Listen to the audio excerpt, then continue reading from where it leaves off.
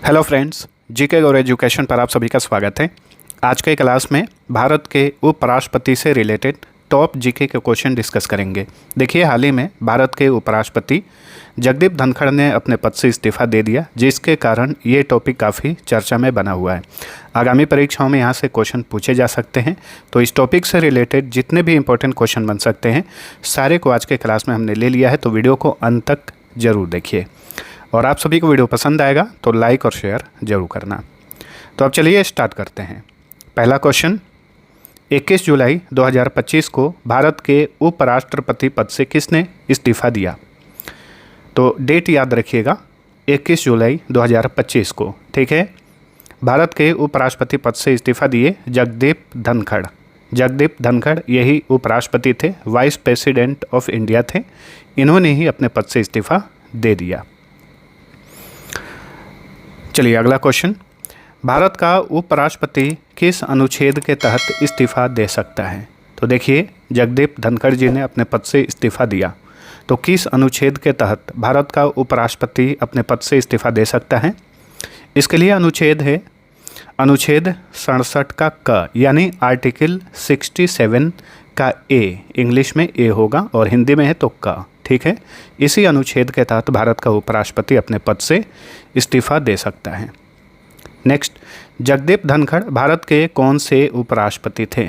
कौन से नंबर के उपराष्ट्रपति थे? ये भारत के 14वें नंबर के उपराष्ट्रपति थे, तो option D right answer. Jagdeep Dhankhar Bharat के उपराष्ट्रपति बनने से पहले किस राज्य के राज्यपाल थे? किस राज्य के राज्यपाल थे? ये पश्चिम बंगाल के राज्यपाल थे, यानी गवर्नर थे, ठीक है। 2019 से लेकर 2022 तक ये पश्चिम बंगाल के गवर्नर रहे और 2022 में इन्हें भारत का उपराष्ट्रपति बनाया गया, तो 2022 से 2025 तक ये उपराष्ट्रपति रहे। वैसे उपराष्ट्रपति का कार्यकाल 5 साल का होता है, लेकिन इनका कार्यकाल पूरा होने से पहले ही स्वास्थ्य कारणों के चलते, यानी इन्होंने ही बताया कि स्वास्थ्य के वजह से मैं इस्तीफा दे रहा हूं। हालांकि इस पर काफ़ी संशय बना हुआ है कि हकीकत क्या है, लेकिन इनका कार्यकाल अप्रॉक्स 3 साल का ही रहा है। कार्यकाल पूरा होने से पहले ही इन्होंने इस्तीफा दे दिया है। तो जगदीप धनखड़ भारत के उपराष्ट्रपति बनने से पहले ये पश्चिम बंगाल के राज्यपाल थे। अगला क्वेश्चन, भारत के उपराष्ट्रपति पद से इस्तीफा देने वाले पहले व्यक्ति कौन थे? तो ये भी क्वेश्चन याद रखिएगा, ये थे वीवी गिरी, ठीक है। वीवी गिरी जो कि भारत के तीसरे नंबर के उपराष्ट्रपति थे। 1967 से लेकर 1969 तक इनका कार्यकाल रहा और इन्होंने 1969 में अपने पद से इस्तीफा दे दिया था और ये भारत के उपराष्ट्रपति पद से इस्तीफा देने वाले पहले व्यक्ति थे, वीवी गिरी। भारत का उपराष्ट्रपति अपना इस्तीफा किसे सौंपता है? तो भारत का उपराष्ट्रपति जो होता है ये अपना इस्तीफा देता है भारत के राष्ट्रपति को, ठीक है। Option D right answer. Bharat का उपराष्ट्रपति जो है इसे पद की शपथ दिलाता है भारत का राष्ट्रपति और भारत का उपराष्ट्रपति अपना इस्तीफा सौंपता है भारत के राष्ट्रपति को ही। राष्ट्रपति की अगर मृत्यु हो जाती है अचानक से, तो कार्यवाहक राष्ट्रपति के रूप में कौन कार्य करता है? तो ये भारत का उपराष्ट्रपति होता है, इस बात को भी याद रखिए। भारत में दूसरा सर्वोच्च संवैधानिक पद कौन सा है? तो ये भी आपको ध्यान में रखना है। राष्ट्रपति और उपराष्ट्रपति पद जो होता है ये संवैधानिक पद होता है और प्रधानमंत्री का पद जो होता है ये संवैधानिक पद नहीं है। इस बात को भी याद रखिएगा, कई बार एग्जाम्स में पूछा गया है और कन्फ्यूजन वाला क्वेश्चन होता है। तो भारत में दूसरा सर्वोच्च संवैधानिक पद होता है उपराष्ट्रपति का। भारत का सर्वोच्च संवैधानिक पद राष्ट्रपति है और दूसरा सर्वोच्च संवैधानिक पद जो है ये उपराष्ट्रपति है। हाल ही में उपराष्ट्रपति पद से इस्तीफा दिए जगदीप धनखड़ का संबंध किस राज्य से है? तो ये राजस्थान से बिलोंग करते हैं। Option B right answer. भारतीय संविधान में अनुच्छेद 63 से अनुच्छेद 71 तक डैश की योग्यता चुनाव और पद से हटाने से संबंधित है। तो याद रखिएगा, भारत में उपराष्ट्रपति जो है ये पद संविधान में इसका उल्लेख किया गया है अनुच्छेद 63 से लेकर अनुच्छेद 71 तक के बीच में, ठीक है। भारतीय संविधान के किस अनुच्छेद में कहा गया है कि भारत का एक उपराष्ट्रपति होगा। अनुच्छेद 63 में ही कहा गया है कि भारत का एक उपराष्ट्रपति होगा। ठीक है। निम्न में से कौन संसद के उच्च सदन का पदेन सभापति भी होता है? तो देखिए, भारत का जो उपराष्ट्रपति होता है, उपराष्ट्रपति का पद धारण करते ही वो राज्यसभा का सभापति भी बन जाता है। यानी जब भी राज्यसभा का बैठक होता है तो उसकी अध्यक्षता कौन करता है? उपराष्ट्रपति करता है, क्योंकि उपराष्ट्रपति बनते ही वो राज्यसभा का सभापति यानी राज्यसभा का अध्यक्ष बन जाता है। सही उत्तर है ऑप्शन सी, उपराष्ट्रपति। भारतीय संविधान के किस अनुच्छेद के तहत भारत का उपराष्ट्रपति राज्यसभा का पदेन सभापति होता है? तो देखिए, इसके लिए अनुच्छेद भी है और ये है अनुच्छेद 64। अनुच्छेद 64 के तहत भारत का उपराष्ट्रपति राज्यसभा का पदेन सभापति भी होता है।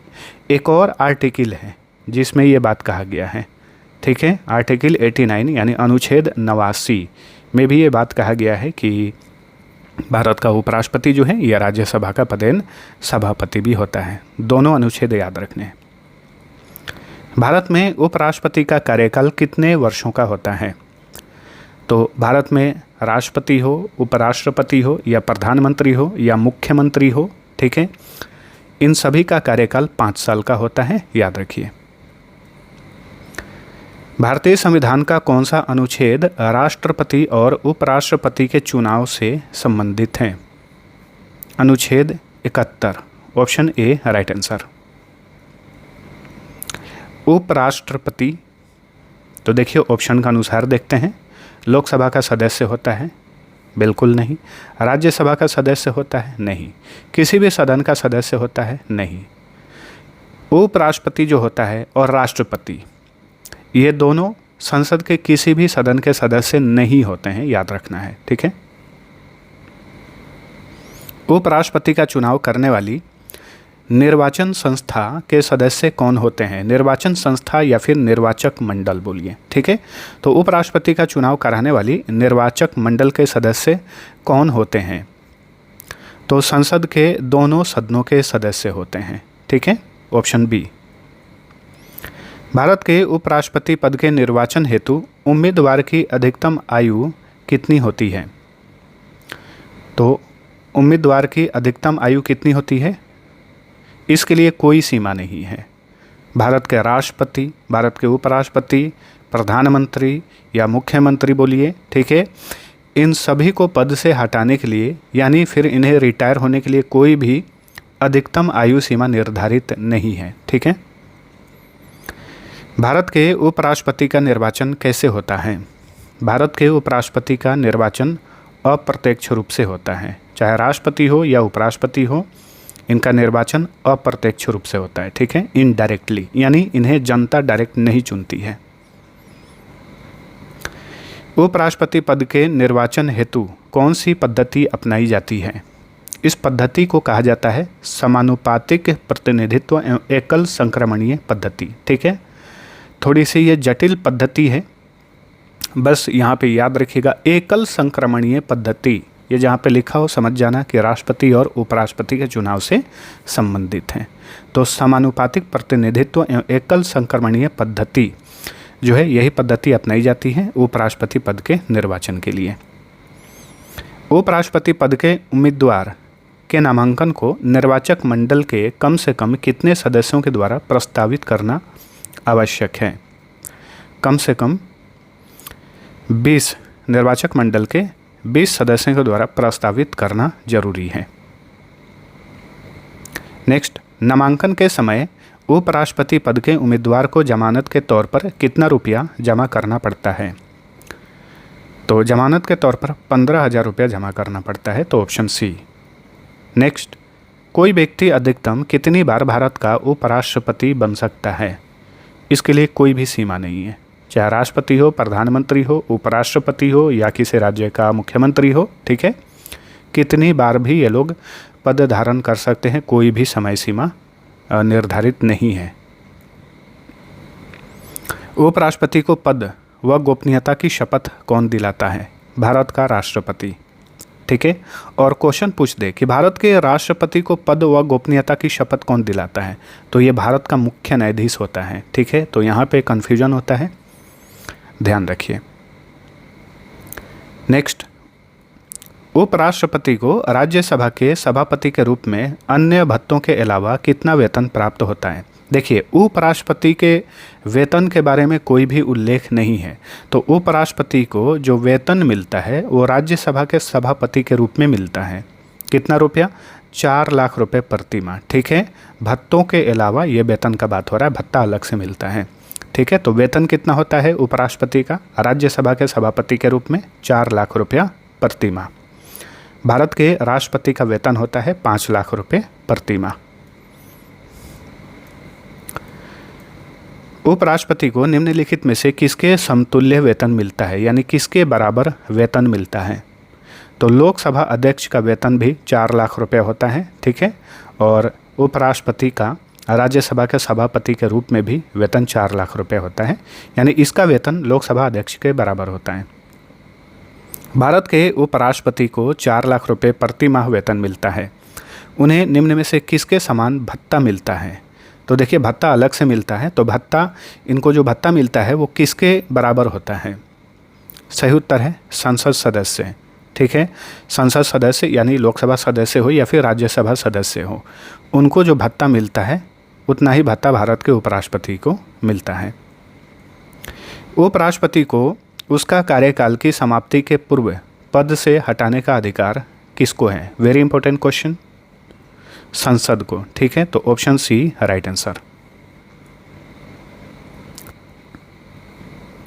नेक्स्ट, भारत के राष्ट्रपति के मृत्यु के बाद तत्काल रूप से राष्ट्रपति का कार्यभार कौन ग्रहण करता है, यानी कार्यकारी राष्ट्रपति के रूप में कौन पद ग्रहण करता है। तो ये उपराष्ट्रपति होता है। राष्ट्रपति की मृत्यु पर जब उपराष्ट्रपति राष्ट्रपति का पद ग्रहण करता है तो चलिए ऑप्शन के अनुसार देखते हैं। राष्ट्रपति का कार्यकाल के शेष समय तक पद पर आसीन रहेगा, नहीं, अधिकतम 6 माह तक पद पर आसीन रहता है, यही सही है, ठीक है। राष्ट्रपति की अगर अचानक से मृत्यु हो जाती है तो उस समय जो उपराष्ट्रपति होता है वो कार्यकारी राष्ट्रपति पद पर तुरंत आसीन हो जाता है, लेकिन कितने समय के लिए? 6 माह के लिए, यानी 6 माह के अंदर अंदर जो है नए राष्ट्रपति का चुनाव कराना जरूरी हो जाता है। उपराष्ट्रपति का पद धारण करने हेतु न्यूनतम उम्र सीमा क्या है। सही उत्तर है 35 साल, ठीक है। भारत का राष्ट्रपति या उपराष्ट्रपति बनने के लिए न्यूनतम आयु सीमा है 35 साल, ठीक है। मुख्यमंत्री या फिर प्रधानमंत्री 25 साल की आयु में बना जा सकता है, इस बात को भी याद रखिएगा। अब आप लोगों से यहाँ पे एक क्वेश्चन पूछता हूँ कि राज्यपाल, किसी राज्य का राज्यपाल बनने के लिए न्यूनतम उम्र सीमा क्या है, ठीक है। कमेंट करके आंसर बताइए। चलिए अगला क्वेश्चन, उपराष्ट्रपति अपने मत का प्रयोग कब करता है। मतों के बराबर रहने की स्थिति में उपराष्ट्रपति जो है अपने मत का प्रयोग कर सकता है, वरना नहीं। निम्न में से कौन राष्ट्रपति के चुनाव में तो मतदान नहीं करते परंतु उपराष्ट्रपति के चुनाव में मतदान करते हैं। देखिए, इस क्वेश्चन को ध्यान से समझिएगा। सही उत्तर है संसद के मनोनीत सदस्य, ठीक है। संसद के मनोनीत सदस्य कौन से होते हैं। राज्यसभा में राष्ट्रपति 12 लोगों को मनोनीत कर सकता है, ठीक है। 12 सदस्यों को मनोनीत कर सकता है राष्ट्रपति। लोकसभा में पहले एंग्लो इंडियन से 2 को मनोनीत किया जाता था, लेकिन अब ये खत्म हो चुका है, ठीक है। तो यही मनोनीत सदस्य होते हैं, ये चुने गए नहीं होते हैं। तो उपराष्ट्रपति का जब भी अप्रत्यक्ष रूप से चुनाव होता है तो इसमें संसद के मनोनीत सदस्य भी हिस्सा लेते हैं, यानी कुल मिलाकर कहें तो संसद के सारे सदस्य इसमें हिस्सा लेते हैं उपराष्ट्रपति के चुनाव में, चाहे लोकसभा सदस्य हो, चाहे राज्यसभा सदस्य हो या फिर राज्यसभा में मनोनीत सदस्य हो। वहीं जब भी राष्ट्रपति का चुनाव होता है तो केवल संसद के चुने गए सदस्य ही इसमें हिस्सा ले सकते हैं, मनोनीत सदस्य इसमें हिस्सा नहीं लेते हैं, यही डिफरेंस होता है। चलिए अगला क्वेश्चन, भारत के उपराष्ट्रपति को पदच्युत करने का संकल्प यानी पद से हटाने का संकल्प निम्नलिखित में से कहाँ प्रस्तावित किया जा सकता है। केवल राज्यसभा में, जो संसद का उच्च सदन होता है, ठीक है। Option C. नेक्स्ट, भारत के प्रथम उपराष्ट्रपति कौन थे। भारत के प्रथम उपराष्ट्रपति थे डॉक्टर सर्वपल्ली राधाकृष्णन। आगे चलकर ये भारत के दूसरे नंबर के राष्ट्रपति भी बने। ठीक है, भारत के उपराष्ट्रपति के रूप में इनका कार्यकाल रहा 1952 से लेकर 1962 तक, 10 साल तक, और राष्ट्रपति रहे 1962 से लेकर 1967 तक। किसने 2 पूर्ण अवधियों के लिए भारत के उपराष्ट्रपति का पद संभाला था? 2 लोग थे, डॉक्टर सर्वपल्ली राधाकृष्णन और मोहम्मद हामिद अंसारी। ये 2 ऐसे व्यक्ति हैं भारत के जिन्होंने 2 पूर्ण अवधियों के लिए भारत के उपराष्ट्रपति का पद संभाला। ठीक है, यानी 10-10 साल के लिए ये उपराष्ट्रपति बने। डॉक्टर सर्वपल्ली राधाकृष्णन ये 1952 से लेकर 1962 तक, वहीं मोहम्मद हामिद अंसारी ये 2007 से लेकर 2017 तक। ठीक है, किस एकमात्र उपराष्ट्रपति की मृत्यु पद पर आसीन रहते हुए हुई थी? सही उत्तर है Krishnakant, option A right answer. ठीक है, कृष्णकांत जो कि ये भारत के 10वें नंबर के उपराष्ट्रपति थे, 1997 से लेकर 2002 तक ये पद पे रहे। पूरा 5 साल होने से कुछ दिन पहले ही इनका निधन हो गया। ठीक है, तो कृष्णकांत ये एकमात्र ऐसे उपराष्ट्रपति थे जिनकी मृत्यु पद पे रहते हुई थी। निम्नलिखित में से कौन सर्वाधिक समय तक उपराष्ट्रपति पद पर आसीन रहा? 2 व्यक्ति जिनका कार्यकाल सेम रहा 10-10 साल, तो मोहम्मद हामिद अंसारी, डॉक्टर सर्वपल्ली राधाकृष्णन। ठीक है, क्वेश्चन के अनुसार इनमें से अगर एक नाम भी दे देता तो उसको हम आंसर करते, चाहे मोहम्मद हामिद अंसारी या फिर डॉक्टर सर्वपल्ली राधाकृष्णन। क्योंकि ये दोनों नाम हैं तो आंसर होगा ऑप्शन डी, उपर्युक्त ए और बी। निम्नलिखित में से कौन सबसे कम समय तक राष्ट्रपति पद पर आसीन रहा? वीवी गिरी। ठीक है, वीवी गिरी ये 1967 से लेकर 1969 तक 1 साल 355 दिन तक ये उपराष्ट्रपति रहे और सबसे कम कार्यकाल इन्हीं का है। चलिए अगला क्वेश्चन। 3 राष्ट्रपतियों के अधीन सेवा करने वाले एकमात्र उपराष्ट्रपति थे हामिद अंसारी। 2007 से लेकर 2017 तक ये भारत के 12वें उपराष्ट्रपति थे और ये 3 राष्ट्रपतियों के समय में उपराष्ट्रपति रहे। प्रणब मुखर्जी, सबसे पहले तो प्रतिभा पाटिल, प्रणब मुखर्जी और रामनाथ कोविंद, इन तीनों राष्ट्रपतियों के समय ये उपराष्ट्रपति रहे हामिद अंसारी। भारतीय संविधान के डैश भाग में भारत के उपराष्ट्रपति की चर्चा की गई है? तो ये है भाग 5। ठीक है, भाग 5 में भारत के उपराष्ट्रपति के बारे में चर्चा की गई है, अनुच्छेद आर्टिकल 63 से लेकर आर्टिकल 71 तक। ठीक है, तो भारत के उपराष्ट्रपति से रिलेटेड ये था हमारा आज का इम्पोर्टेंट वीडियो। आपसे मैंने एक क्विज पूछा था वीडियो के बीच बीच में कि राज्यपाल, किसी राज्य का राज्यपाल बनने के लिए न्यूनतम आयु सीमा क्या है। उसके अलावा एक और क्विज है, जगदीप धनखड़ ने 2022 से 25 तक भारत के कौन से उपराष्ट्रपति के रूप में कार्य किया। दोनों क्वेश्चन का आंसर नीचे कमेंट करके बताइए। सही आंसर जिसका होगा उसे मैं हार्ट दे दूंगा, तो पता चल पाएगा किसका आंसर सही है। अब चलिए मिलते हैं अगले वीडियो में, तब तक के लिए टेक केयर।